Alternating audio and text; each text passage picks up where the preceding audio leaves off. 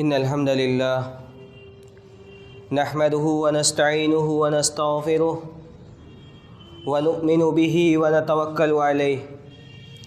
ونعوذ بالله من شرور أنفسنا ومن سيئات أعمالنا من يهده الله فلا مضل له ومن يضلل فلا هادي له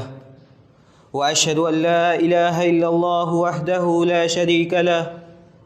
وأشهد أن محمدا عبده ورسوله يا أيها الذين آمنوا اتقوا الله حق تقاته ولا تموتن إلا وأنتم مسلمون يا أيها الناس اتقوا ربكم الذي خلقكم من نفس واحدة وخلق منها زوجها وبث منهما رجالا كثيرا ونساء واتقوا الله الذي تساءلون به والأرحام إن الله كان عليكم رقيبا يا أيها الذين آمنوا اتقوا الله وقولوا قولا سديدا يصلح لكم أعمالكم ويغفر لكم ذنوبكم ومن يطع الله ورسوله فقد فاز فوزا عظيما أما بعد فإن خير الحديث كتاب الله وخير الهدي هدي محمد صلى الله عليه وسلم وشر الأمور محدثاتها وكل محدثة بدعة وكل بدعة ضلالة وكل ضلالة في النار فأعوذ بالله السميع العليم من الشيطان الرجيم بسم الله الرحمن الرحيم قل هل ننبئكم بالأخسرين أعمالا الذين ضل سعيهم في الحياة الدنيا وهم يحسبون أنهم يحسنون صنعا أولئك الذين كفروا بآيات ربهم ولقائه فحبطت أعمالهم فلا نقيم لهم يوم القيامة وزنا. محترم سامعین اکرام، اسلامی بھائیوں، پردہ نشین ماں اور بہنوں، خطبہ مسنونہ کے بعد میں نے آپ حضرات کے سامنے سورۃ الکہف کی 3 آیت تلاوت فرمائی. اس آیت کریمہ کو ہم پڑھیں، اس کی تفسیر کا مطالعہ کریں تو ہم اس نتیجے پر پہنچیں گے کہ یہ آیتیں ہم کو خبردار کر رہی ہیں، یہ آیتیں ہم کو ڈرا رہی ہیں. اللہ رب العالمین نے ان آیات کے اندر کن چیزوں کا تذکرہ کیا، اگر ہم باریکی سے اس پر تبصرہ کریں، باریکی سے اس کا مطالعہ کریں تو ہر انسان اپنے نفس کے محاسبے پر آمادہ ہوگا، ہر انسان اپنے دل کو ٹٹولے گا. ہم کو اس دنیا کے اندر کس لیے پیدا کیا گیا ہے؟ کیا اس لیے پیدا کیا گیا ہے کہ ہم اپنے منمانی کی زندگی گزار کر کے چلے جائیں؟ اللہ رب العالمین نے اس دنیا میں پیدا کرنے کا مقصد بتلا دیا کہ وَمَا خَلَقْتُ الْجِنَّ وَالْإِنسَ إِلَّا لِيَعْبُدُونَ، کہ جناتوں اور انسانوں کی تخلیق اس لیے کی گئی ہے تاکہ اللہ رب العالمین کی عبادت کی جائے. اس زمین پر رہ کر ہم اللہ رب العالمین کی عبادت کریں، ایسا عمل کریں کہ اللہ رب العالمین ہم سے راضی ہو جائے. الذی خلق الموت والحیات لیبلوکم ایکم احسن عملا. اللہ رب العالمین نے زندگی دی اور زندگی کے بعد موت متعین کی، لیکن موت سے پہلے جو زندگی دی اس کا کیا مقصد ہے؟ لیبلوکم ایکم احسن عملا، تاکہ اللہ رب العالمین آزمائے، اللہ رب العالمین دیکھے کہ کون اللہ رب العالمین کو خوش کرنے کا عمل کرتا ہے، کون اللہ رب العالمین کو راضی کرنے والے اعمال انجام دیتا ہے. وَهُوَ الْعَزِيزُ الْغَفُورُ، اللہ رب العالمین غالب ہے، بخشنے والا ہے. اس سے مغفرت طلب کی جائے گی تو اللہ رب العالمین ضرور معاف کرے گا، لیکن ہم اس سے مانگ کر تو دیکھیں، اس سے مغفرت طلب کر کے دیکھیں. تو سورۃ الکہف میں اللہ رب العالمین نے کن چیزوں سے ہم کو خبردار کیا ہے؟ قُلْ هَلْ نُنَبِّئُكُمْ بِالْأَخْسَرِينَ أَعْمَالًا، اے اللہ کے نبی آپ ان کو بتلائیے کیا میں تمہیں ان اعمال سے، ان لوگوں سے نہ خبردار کر دوں؟ بالاخسرین اعمالا، جو اعمال کر کے بھی خسارہ اٹھائیں گے، نیکیاں کرنے کے باوجود وہ خسارے اور نقصان میں رہیں گے۔ کیا وجہ ہے؟ الذین ضل سعیہم فی الحیاۃ الدنیا وہم یحسبون انہم یحسنون صنعا، دنیا میں جو کچھ کیا، نیکیاں انجام دی، نیکیاں انجام دینے کے باوجود وہ لوگ خسارہ اٹھائیں گے۔ الذین ضل سعیہم فی الحیاۃ الدنیا، دنیا کی تمام تر کوششیں ان کی بیکار ہو جائیں گی۔ وہم یحسبون انہم یحسنون صنعا، لیکن وہ سمجھیں گے کہ ہم بہت نیکیاں کر رہے ہیں، ہم نیکیوں کا پہاڑ کھڑا کر رہے ہیں۔ اولئک الذین کفروا بآیات ربہم ولقائہ فحبطت اعمالہم، یہی وہ لوگ ہیں جنہوں نے اپنے رب کی آیات کو جھٹلایا، ولقاء ربہم، اللہ رب العالمین سے ملاقات کے دن کو بھی جھٹلایا۔ زبان سے تو اقرار کر لیا لیکن اس کے لیے تیاری نہیں کی، یہی جھٹلانے سے مراد ہے۔ اولئک الذین کفروا بآیات ربہم ولقائہ فحبطت اعمالہم، تو ایسے لوگوں کی نیکیاں یہ عکارت ہو جائیں گی، برباد ہو جائیں گی۔ فلا نقیم لہم یوم القیامۃ وزنا، اللہ رب العالمین کے قیامت کے دن اللہ رب العالمین کے میزان عمل پر ان کی نیکیوں کا کوئی وزن نہیں ہوگا۔ مفسرین لکھتے ہیں کہ یا تو ان کے لیے میزان نصب ہی نہیں کیا جائے گا، کیونکہ میزان تو اس کے لیے نصب کیا جائے گا جس کے پاس نیکیاں بھی ہوں گی اور برائیاں بھی ہوں گی،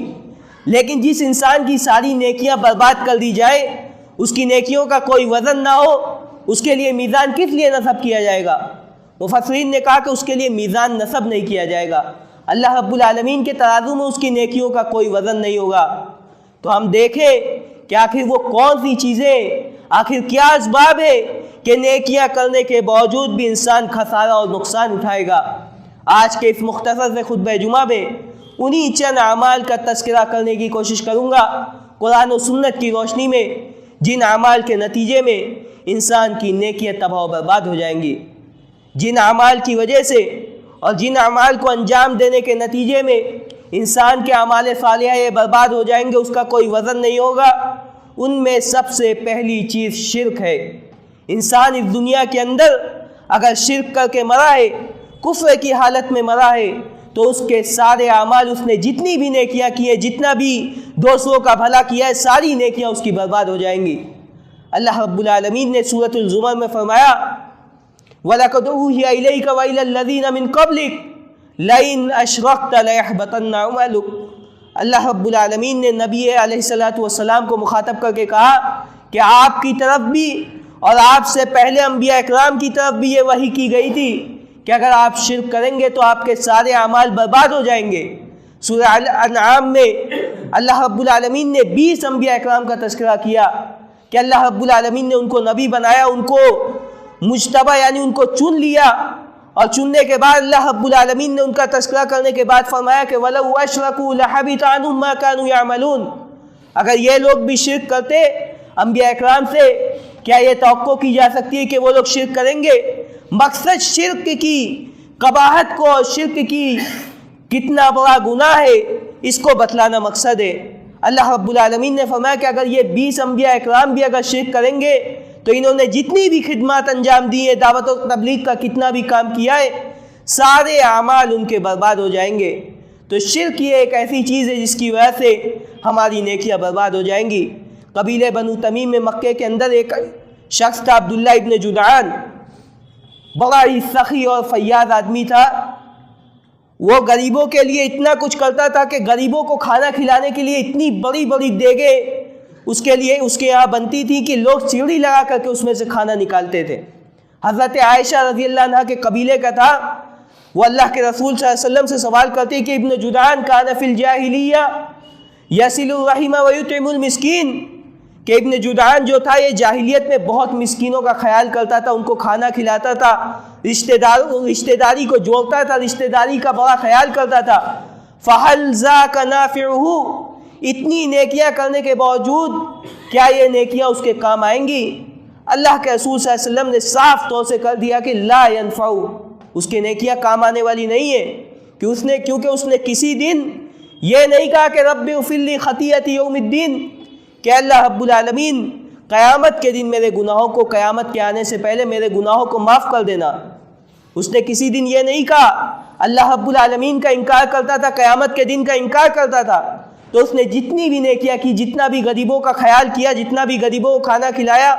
اس کی ساری نیکیاں اس کے کام آنے والی نہیں ہیں۔ تو شرک اور کفر، اس کی وجہ سے انسان کے اعمال برباد ہو سکتے ہیں۔ ہم بڑا خوش فہمی میں رہتے ہیں کہ ہماری جماعت میں تو شرک نہیں ہوتا، ہم تو خالص توحید کے ماننے والے ہیں، ہم غیر اللہ کے نام پر ذبح نہیں کرتے، غیر اللہ کے آگے سجدہ نہیں کرتے۔ کیا شرک کی صرف اتنی قسمیں ہیں؟ بعض جملے ایسے ہیں جو انسان کو شرک تک پہنچا دیتے ہیں۔ اللہ رب العالمین نے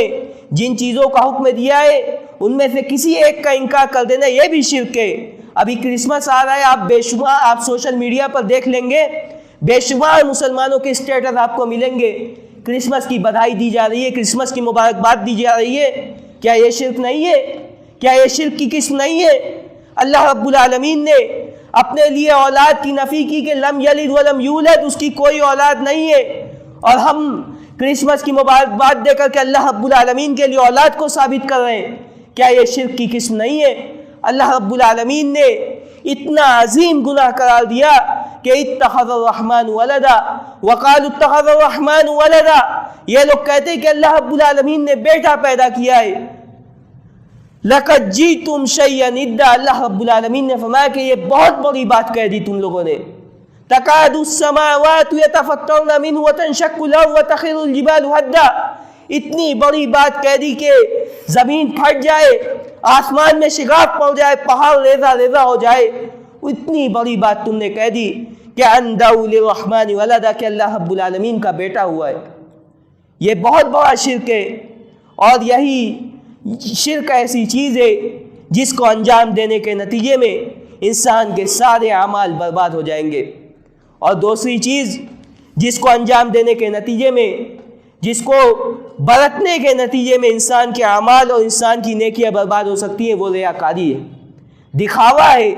کوئی عمل کرنا، اس کے پیچھے مقصد یہ ہو کہ یہ نہ ہو کہ اللہ رب العالمین راضی ہو جائے، بلکہ مقصد یہ ہو کہ لوگ اس کی تعریف کریں، لوگوں کے سامنے اس کی گردن اونچی ہو جائے۔ ریاکاری، اس کی وجہ سے بھی انسان کے اعمال برباد ہو سکتے ہیں۔ صحیح مسلم کی اس روایت کو اٹھا کر کے دیکھیے، اللہ کے رسول صلی اللہ علیہ وسلم کہتے ہیں ان اول ما یقضى یوم القیامہ، کہ قیامت کے دن سب سے پہلے فیصلہ کیا جائے گا 3 لوگوں کے بارے میں۔ شہید کو لایا جائے گا۔ شہید کا مرتبہ کتنا اونچا ہے اسلام کے نظر میں، آپ اس کو بخوبی جانتے ہیں۔ شہید آدمی کو لایا جائے گا۔ راویان حدیث لکھتے ہیں کہ اس روایت کو جب سلف پڑھتے تھے تو گھٹنے کے بل گر جاتے تھے، رونے لگتے تھے کہ ہم تو ہلاک و برباد ہو گئے۔ کہتے ہیں کہ شہید کو لایا جائے گا، اللہ رب العالمین اس سے نعمتوں کا اعتراف کروائے گا کہ میں نے تجھ کو بہادر بنایا، تجھ کو یہ توفیق دی کہ تم نے جہاد کیا، تم کو یہ توفیق دی گئی کہ تم میدان جنگ میں شہید کیے گئے، تم کو یہ قوت و طاقت دی گئی تھی کہ تم جا کر کے جنگ کر سکو، تم نے اس نعمت کا کیا کیا؟ وہ کہے گا کہ اللہ رب العالمین مجھ کو تیری نعمت ملی، میں بہادر تھا، میں نے جنگ کی، میں شہید کر دیا گیا۔ اللہ رب العالمین کہے گا کہ کذبتا، تم جھوٹ بول رہے ہو، تم نے جنگ اس لیے کی، تم نے جنگ میں اس لیے شرکت کی، یقال لہ جری، تاکہ تم کو بہادر کہا جائے، فقط قیل، اور تم کو بہادر کہا گیا، تم نے تعریف کے لیے جہاد میں شرکت کی تھی۔ اور اس کے بعد فصحب علی وجہہ حتی القی فی النار، اس کو چہرے کے بل گھسیٹ کر کے جہنم میں لے جایا جائے گا، جہنم میں پھینک دیا جائے گا۔ شہید ہونے والے شخص کو جہنم میں پھینک دیا جائے گا۔ دوسرا شخص لایا جائے گا، قرآن کا عالم تھا، قرآن پڑھنے والا تھا، قاری تھا، اللہ رب العالمین اس کے سامنے بھی نعمتوں کا تذکرہ کرے گا۔ اللہ رب العالمین اس سے کہے گا کہ تجھ کو علم دیا، تم نے کیا کیا؟ وہ کہے گا کہ میں نے علم حاصل کیا، میں نے تیرے دین کی تبلیغ کی، میں نے قرآن کی تلاوت کی۔ اللہ رب العالمین اس سے بھی کہے گا کہ کذبتا، تم جھوٹ بول رہے ہو، تم نے اس لیے علم حاصل کیا تاکہ تجھ کو علامہ کہا جائے، اس لیے قرآن پڑھی تاکہ تیرے قرأت کی تعریف کی جائے، اور تیرے قرأت کی تعریف کی گئی اور تم کو اس سے خوش بھی ہوئے، فقط قیل، تم کو قاری کہا بھی گیا۔ فصحب علی وجہہ حتی القی فی النار، اور اس کو بھی چہرے کے بل گھسیٹ کر کے جہنم میں لے جایا جائے گا۔ تیسرا شخص آئے گا، اللہ کے راہ میں بہت صدقات و خیرات کرنے والا، اللہ رب العالمین اس سے بھی کہے گا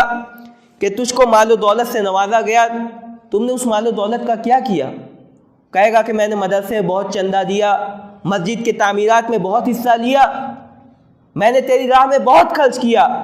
اللہ رب العالمین اس سے بھی کہے گا کہ تم جھوٹ بول رہے ہو، تم نے میری رضا کے لیے خرچ نہیں کیا تھا، بلکہ اس لیے خرچ کیا تھا تاکہ تجھ کو سخی اور فیاض کہا جائے۔ آج آپ دیکھ لیں، اپنا جائزہ لے لیں، ہر انسان اپنی تعریف کمانے میں لگا رہتا ہے۔ ہر انسان یہ سوچتا ہے کہ میں مسجد میں دے رہا ہوں تو لوگ جانے کہ میں نے اتنا دیا ہے، فلاں شخص نے اتنا چندہ مسجد میں دیا، فلاں شخص نے مدرسے میں اتنا چندہ دیا۔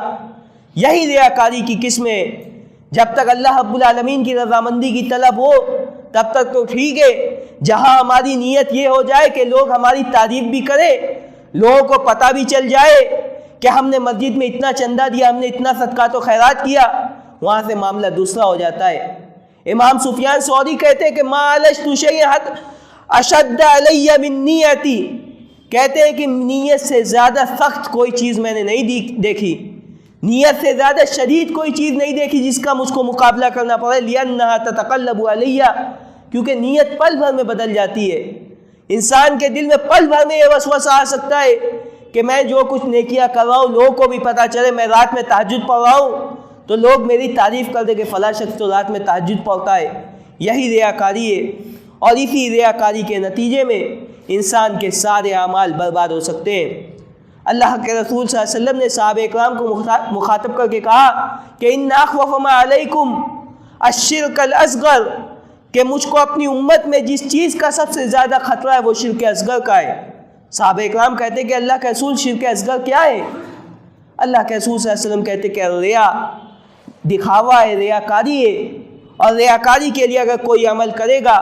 اللہ رب العالمین کل قیامت کے دن سے کہے گا کہ جس کو دکھانے کے لیے تم نے عمل کیا تھا جاؤ اس کو ثواب لے لو، تم نے میرے لیے عمل نہیں کیا تھا اس لیے میں اس کا ثواب دینے والا نہیں ہوں۔ جس کو دکھانے کے لیے، جس سے تعریف سننے کے لیے تم نے یہ اعمال کیا تھا جا کے اسی سے ثواب طلب کرو۔ تو یہ ریاکاری ایک ایسی چیز ہے جس کی وجہ سے ہمارے سارے اعمال برباد ہو سکتے ہیں۔ تیسری چیز جو ہمارے اعمال کو برباد کرنے کے لیے زہر ہے وہ ہے خلوت میں کیے جانے والے گناہ، تنہائی میں کیے جانے والے گناہ۔ ہر انسان کے پاس دو چہرے ہوتے ہیں، ایک جو اس کی پبلک لائف ہوتی ہے، لوگوں کے سامنے وہ کچھ ہوتا ہے اور تنہائی میں کچھ ہوتا ہے۔ اللہ کے رسول صلی اللہ علیہ وسلم کی حدیث کو دیکھیے، ابن ماجہ کی صحیح روایت ہے، حضرت ثوبان رضی اللہ عنہ راوی حدیث ہے، کہتے ہیں لَأَعْلَمَنَّ أَقْوَامًا مِّنْ أُمَّتِي يَأْتُونَ يَوْمَ الْقِيَامَةِ بِحَسَنَاتٍ بِأَمْثَالِ جِبَالِ تِحَامَةٍ فَيَجْعَلُهُ اللَّهُ عَزَّ وَجَلَّ هَبَاءً مَّنثُورًا۔ اللہ کے رسول صلی اللہ علیہ وسلم کہتے ہیں کہ میں اپنی امت میں سے ایسے لوگوں کو جانتا ہوں جو قیامت کے دن نیکیوں کا پہاڑ لے کر کے آئیں گے، نیکیاں نہیں، نیکیوں کا پہاڑ لے کر کے آئیں گے۔ فَيَجْعَلُهُ اللَّهُ عَزَّ وَجَلَّ هَبَاءً مَّنثُورًا، اللہ رب العالمین ان کی نیکیوں کو کوڑا کرکٹ کی طرح اڑا دے گا، ان کی نیکیوں کی کوئی حیثیت اور وقت نہیں رہے گی۔ صحابہ اکرام ڈر جاتے ہیں، کہتے ہیں یا رسول اللہ صفہم لنا وجلہم لنا، ان کے اوصاف بتلا دیجئے، وہ کون لوگ ہوں گے اللہ کے رسول، وہ کون لوگ ہوں گے جن کی جو نیکیوں کا پہاڑ بھی لے کر کے آئیں گے ان کی نیکیوں کی کوئی حیثیت نہیں ہوگی۔ اللہ نکون منہم، صحابہ اکرام فوراً اپنی فکر کرتے تھے کہ ہم کو ان کے اوصاف بتلا دیجئے تاکہ ہم ان میں سے نہ ہو جائے، ہمارے اعمال نہ برباد ہو جائے۔ اللہ کے رسول صلی اللہ علیہ وسلم کہتے ہیں الا انہم من اخوانکم ومن جلدتکم، سن لو وہ تمہاری طرح ہوں گے، تمہارے ساتھ مسجد میں نماز پڑھنے والے ہوں گے، تمہارے ساتھ اٹھنے بیٹھنے والے ہوں گے، تمہارے خاندان کے ہوں گے، تمہارے گھرانوں کے ہوں گے۔ وَلَكِنْ إِذَا خَلَوْا بِمَحَارِمِ اللَّهِ انْتَهَكُوهَا، لیکن تمہارے ساتھ مسجد میں نماز تو پڑھیں گے لیکن جب تنہائی میں جائیں گے تو گناہ کریں گے، اللہ رب العالمین کے حرام کردہ چیزوں کو انجام دیں گے، اللہ رب العالمین نے جن چیزوں سے منع کیا ہے ان چیزوں کو تنہائی میں انجام دیں گے، ان کی تنہائی یہ گناہوں سے آلودہ ہوگی۔ آج آپ دیکھ لیں ہر انسان کے پاس موبائل ہے، اس موبائل نے خلوت کے گناہ کو کتنا آسان کر دیا، ہم سب اس سے بخوبی واقف ہیں۔ انسان تنہائی میں موبائل کے ساتھ کیا کر رہا ہے، کیا دیکھ رہا ہے، کیا سن رہا ہے، کون جانتا ہے؟ صرف وہ جانتا ہے، اس کا رب جانتا ہے۔ اس موبائل نے اس مقام پر انسان کو لا کر کے کھڑا کر دیا ہے کہ اب اللہ رب العالمین اب گناہ اور اس کے موبائل کے درمیان، اس کے اور اس کے گناہ کے درمیان، اس کے اور اس کے موبائل کے درمیان کیا چیز ہے؟ صرف ایک چیز حائل ہے، اللہ رب العالمین کا ڈر۔ ایک انسان اللہ رب العالمین سے کتنا ڈرتا ہے یہ اس کی تنہائی ڈیسائیڈ کرے گی۔ تنہائی میں وہ اللہ رب العالمین سے کتنا ڈرتا ہے، تنہائی میں ڈرتا ہے اور تنہائی میں اپنے گناہ کی مغفرت کرتا ہے، اپنے آنکھ سے آنسو بہاتا ہے، تو ایسے شخص کی کیا فضیلت بیان کی گئی ہے۔ اللہ کے رسول صلی اللہ علیہ وسلم کی اس حدیث کو اٹھا کر کے دیکھیے، اس میں اللہ کے رسول صلی اللہ علیہ وسلم نے فرمایا کہ 7 لوگوں کو اللہ رب العالمین قیامت کے دن اپنے عرش کے سائے میں جگہ دے گا، جس دن اس کے سائے کے علاوہ کوئی سایہ نہیں ہوگا۔ اس میں سے ایک شخص یہ بھی ہوگا کہ رجل ذکر اللہ خالیا ففاضت عیناہ، کہ ایک انسان تنہائی میں اللہ رب العالمین کو یاد کرتا ہے، اپنے گناہوں کو یاد کرتا ہے، اس کی آنکھ سے آنسو بہہ جاتے ہیں، تو ایسا شخص اللہ رب العالمین کو بہت پسند ہے، اور کل قیامت کے دن اللہ رب العالمین اس کو اپنے عرش کے سائے میں جگہ دے گا۔ تو یہ موبائل اور یہ تنہائی کے گناہ یہ ایسی چیز ہے جس سے ہمارے اعمال برباد ہو سکتے ہیں، ہماری نیکیاں، ہمارے نماز، ہمارے روزے، ہمارے حج، ہمارے سارے اعمال برباد کرنے کے لیے یہ تنہائی کا گناہ یہ کافی ہے۔ اللہ رب العالمین اس سے بچنے کی ہم کو توفیق دے۔ چوتھی چیز جو ہمارے اعمال کے لیے زہر ہے، ہماری نیکیوں کے لیے زہر ہے، وہ زبان ہے۔ ہمارے منہ میں زبان ہے، ہم اس زبان سے کیا کچھ کرتے ہیں، ہم اس زبان سے کس کی غیبت اور چغلی کرتے ہیں، اس زبان سے ہم کسی پر اتہام لگاتے ہیں، اس میں کتنا وقت لگتا ہے، ہم اس کو بڑا ہلکے میں لیتے ہیں، بہت ہلکے میں ہم اس کو لیتے ہیں۔ آپ دیکھ لیجئے اماں عائشہ صدیقہ رضی اللہ عنہا پر زنا کی تہمت لگانے والا وہ واقعہ دیکھ لیجئے، واقعہ عفق، اس کا مطالعہ کر لیجئے۔ یہود و نصارہ نے پروپیگنڈا کر دیا، اماں عائشہ صدیقہ رضی اللہ عنہا کی عزت کو اچھال دیا، مسلمان بھی اس کے بہکاوے میں آ کر کے مسلمان بھی یہ کہنے لگے، یہاں تک کہ حضرت ابوبکر صدیق رضی اللہ عنہ کے خاندان کے وہ لوگ جن کی کفالت خود ابوبکر صدیق رضی اللہ عنہ کرتے تھے وہ بھی اس بہکاوے میں آ گئے۔ اس زبان نے انسان کو کتنے ہلاکت میں ڈال رکھا ہے، آپ اس کا اندازہ کر لیجئے۔ ترمذی کتاب الایمان کی اس حدیث کو اٹھا کر کے دیکھیے، اللہ کے رسول صلی اللہ علیہ وسلم کے ساتھ حضرت معاذ بن جبل سفر کر رہے، اپنے اونٹ پر سوار حضرت معاذ بن جبل سوال کرتے ہیں، اللہ کے رسول صلی اللہ علیہ وسلم مجھ کو کوئی ایسا عمل بتلائیے جس کی وجہ سے مجھ کو جہنم سے چھٹکارا مل جائے اور میں جنت میں داخل ہو جاؤں۔ لمبی حدیث ہے، اللہ کے رسول صلی اللہ علیہ وسلم نے اس میں بے شمار چیزوں کا تذکرہ کیا، نماز کا بھی تذکرہ کیا کہ نماز کو وقت پر ادا کیا جائے، صلہ رحمی کا تذکرہ کیا، روزے کا تذکرہ کیا، زکوٰۃ کا تذکرہ کیا۔ اس کے بعد اللہ کے رسول صلی اللہ علیہ وسلم نے فرمایا الا اخبرک بملاک ذلک کلی، ان تمام چیزوں کا خلاصہ اور نچوڑ تم کو نہ بتلا دوں؟ حضرت معاذ بن جبل کہتے ہیں کیوں نہیں اللہ کے رسول؟ اللہ کے رسول صلی اللہ علیہ وسلم اپنی زبان کو پکڑ کر کے کہتے ہیں کہ کف علیک ھذا، اس زبان کو کنٹرول میں کر لو، جنت کی ضمانت تم کو مل جائے گی۔ اس زبان کو پکڑ لو، جنت میں تم کو جنت کی ضمانت مل جائے گی، تم جنت میں داخل ہو جاؤ گے۔ حضرت معاذ بن جبل تعجب کرتے ہیں، کہتے ہیں اللہ کے رسول هل یؤاخذ الناس بألسنتهم، کیا لوگوں کا ان کی زبان پر مؤاخذہ ہوگا، ان کی زبان سے جو کچھ بولا اس پر ان کی پکڑ ہوگی؟ اللہ کے رسول صلی اللہ علیہ وسلم کہتے ہیں ثقلتک امک یا معاذ، تمہاری ماں تم کو گم کرے، تم کو تو بہت ہوشیار سمجھتا تھا، کیا تم اتنا بھی نہیں سمجھتے؟ وَهَلْ يُعَاقَبُ النَّاسُ بِأَلْسِنَتِهِمْ أَوْ بِحَسَائِهِمْ، اللہ کے رسول صلی اللہ علیہ وسلم نے حدیث کے اندر فرمایا کہ تمہاری ماں تم کو گم کرے، وَهَلْ يُكَبُّ النَّاسُ بِأَلْسِنَتِهِمْ، کہ لوگ اپنے زبان کے بل أَوْ عَلَى مَنَاخِرِهِمْ إِلَّا حَصَائِدِ أَلْسِنَتِهِمْ، اپنے گلے کے بل، اپنے منہ کے بل گھسیٹ کر کے جو جہنم میں پھینکے جائیں گے، یہ اسی زبان کے گناہ کی وجہ سے پھینکے جائیں گے۔ اس زبان کو ہم بہت ہلکے میں لیتے ہیں، اسی زبان سے لوگوں کی غیبت کی جاتی ہے، گالی گلوچ کی جاتی ہے، لوگوں پر اتہامات لگائے جاتے ہیں، بغیر تحقیق کے لوگوں کی عزت کو اچھال دیا جاتا ہے۔ اس زبان کو آج ہم بہت ہلکے میں لیتے ہیں۔ حضرت عمر بن خطاب رضی اللہ عنہ رویا کرتے تھے، کہا کرتے کہ ان ھذا لأوردنی الموارد، کہ اس زبان نے تو مجھ کو بہت زیادہ ہلاکت کی جگہوں میں ڈال رکھا ہے۔ تو یہ زبان، اس کی وجہ سے بھی انسان کے اعمال برباد ہو سکتے ہیں۔ پانچویں چیز، اس کا تذکرہ کرنے کے بعد میں اپنے خطاب کو ختم کروں گا، پانچویں چیز جس کی وجہ سے ہمارے اعمال برباد ہو سکتے ہیں وہ ہے دل۔ دل اگر گناہوں سے بھرا ہوا ہے، دل اگر کینہ کپٹ سے بھرا ہوا ہے، دل کے اندر اگر میل ہے، دوسرے کے لیے دشمنی ہے، دوسرے کے لیے نفرت ہے، تو اس کی وجہ سے بھی ہمارے اعمال برباد ہو سکتے، ہماری نیکیاں شرف قبولیت تک نہیں پہنچ سکتی، ہماری بخشش نہیں ہو سکتی، ہمارے گناہوں کی مغفرت نہیں ہو سکتی۔ آپ اس حدیث کو اٹھا کر کے دیکھ لیجئے جس میں اللہ کے رسول صلی اللہ علیہ وسلم فرماتے ہیں کہ ہفتے میں 2 روز سوموار جمعرات کے دن انسان کے اعمال اللہ رب العالمین کے بارگاہ میں پیش کیے جاتے۔ اللہ رب العالمین ہر مغفرت طلب کرنے والوں کی مغفرت فرما دیتا ہے، لیکن سوائے 2 لوگوں کے، جن 2 لوگوں کے مابین اختلاف ہے، 2 لوگوں کے بیچ میں اگر دشمنی ہے، کسی مسلمان بھائی سے کے بارے میں اپنے دل میں ہمارے دل میں اگر کینہ ہے، تو اس کی وجہ سے اللہ رب العالمین کہتا ہے کہ انظروا ھذین حتی یصطلحا، کہ ان دونوں کو مہلت دے دی جائے یہاں تک کہ اپنی اصلاح کر لیں، اپنے دل کو صاف کر لیں، اپنے دل سے کینہ کپٹ کو نکال لے، تب جا کر کے ان کی مغفرت کی جائے گی۔ تو یہ دل یہ ایک ایسی چیز ہے جس کی وجہ سے دل میں اگر کینہ ہے، دل میں اگر حسد ہے، کسی کی نعمتوں کو، کسی کے مکان و گاڑیوں کو دیکھ کر اگر حسد پاتے، تو یہ چیزیں بھی ہماری نیکیوں کو ضائع اور برباد کر دینے والی ہے۔ آپ اس حدیث کو اٹھا کر کے دیکھیے، صحیح حدیث ہے، اللہ کے رسول صلی اللہ علیہ وسلم صحابہ اکرام کے درمیان بیٹھے تھے، کہتے کہ یطلع الآن رجل من اہل الجنہ، کہ دیکھنا ابھی تمہارے درمیان سے ایک جنتی انسان گزرے گا، ایک جنتی آدمی گزریں گے۔ صحابہ اکرام دیکھنے لگتے، ایک صحابی رسول آتے، وضو کر کے آ رہے، وضو کا پانی داڑھی سے ٹپک رہا ہے، جوتا ہاتھ میں لیے ہوئے، اللہ کے رسول صلی اللہ علیہ وسلم کہتے کہ یہ جنتی آدمی ہے۔ دوسرے دن پھر اللہ کے رسول صلی اللہ علیہ وسلم کہتے ہیں کہ بیٹھے ہو، تمہارے درمیان سے ایک جنتی انسان گزرے گا۔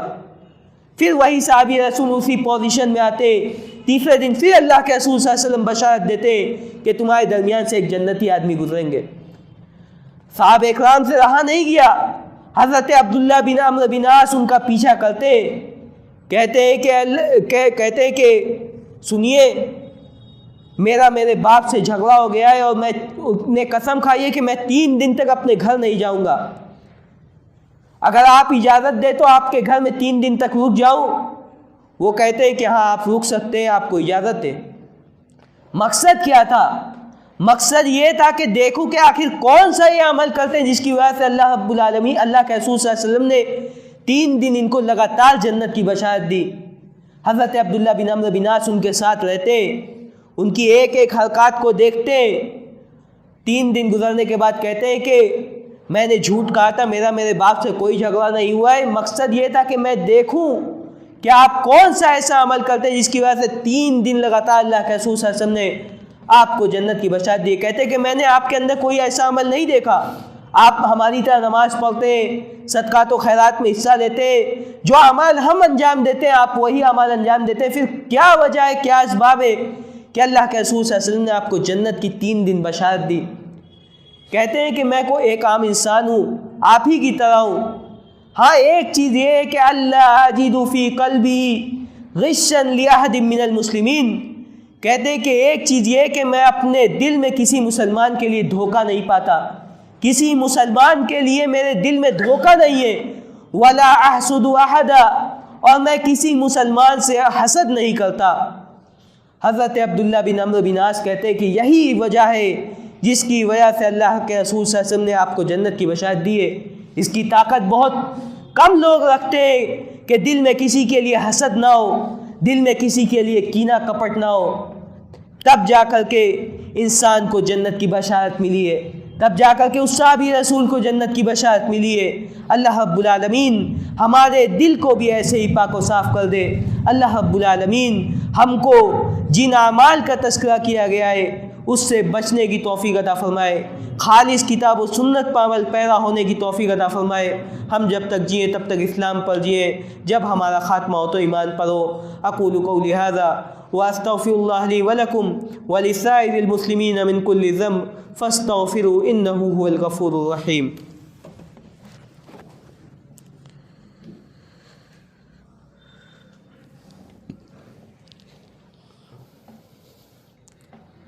الحمد للہ علی احسانی والشکر له علی توفیقی وامتنانی،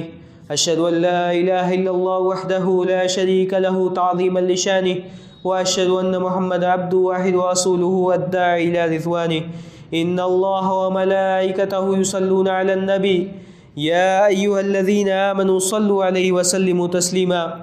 اللهم صل على محمد وعلى آل محمد كما صليت على إبراهيم وعلى آل إبراهيم إنك حميد مجيد اللهم بارك على محمد وعلى آل محمد كما باركت على إبراهيم وعلى آل إبراهيم إنك حميد مجيد اللهم أعز الإسلام والمسلمين وأذل الشرك والمشركين ودمر أعداء الدين واحمي حوزة الإسلام يا رب العالمين اللهم نور قلوبنا بالإيمان واشرح صدورنا بالإسلام واجعلنا هداة مهتدين وأدخلنا برحمتك في عبادك الصالحين ربنا آتنا في الدنيا حسنة وفي الآخرة حسنة وقنا